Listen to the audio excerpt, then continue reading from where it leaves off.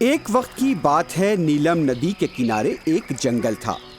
اس جنگل میں میٹھے پانی کا تالاب تھا اور اس تالاب کے کنارے کئی درخت تھے۔ انہی میں سے ایک درخت کی ایک چھوٹی سی ٹہنی پر ایک چیونٹی رہا کرتی تھی۔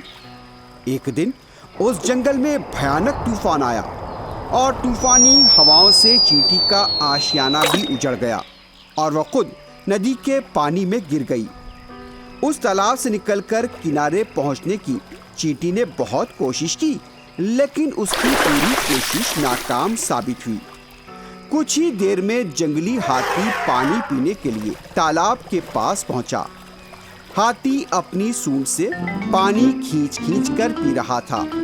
ہاتھی کو دیکھ کر چیونٹی نے کہا، میرے دوست، میں بہت پریشان ہوں۔ طوفان کی وجہ سے میں پانی میں گر چکی ہوں، مجھے بچا لو۔ اگر تم میری مدد کرو گے تو ایک دن میں ضرور تمہاری مدد کروں گی، میں یہ وعدہ کرتی ہوں تم سے۔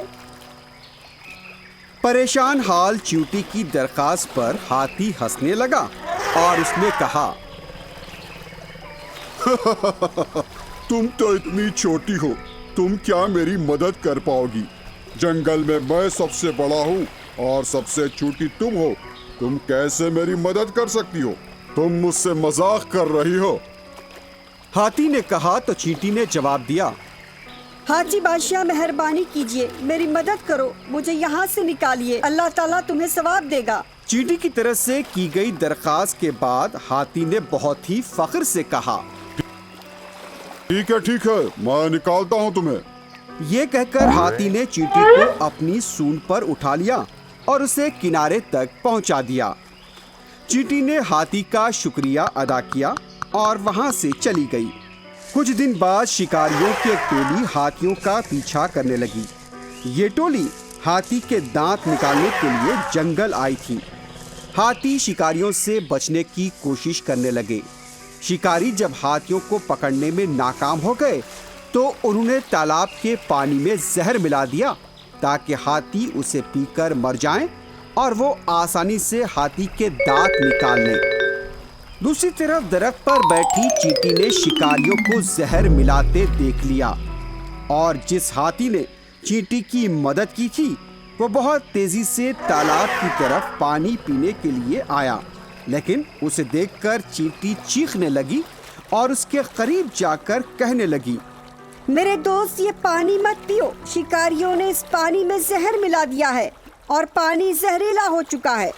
ہاتھی کو چیونٹی کی بات سن کر یقین نہیں ہوا، وہ حیرت زدہ رہ گیا۔ پھر چیونٹی نے ہاتھی سے کہا، وہ دیکھو بیچاری مچھلیاں زہریلا پانی پی کر فوت ہو چکی ہیں۔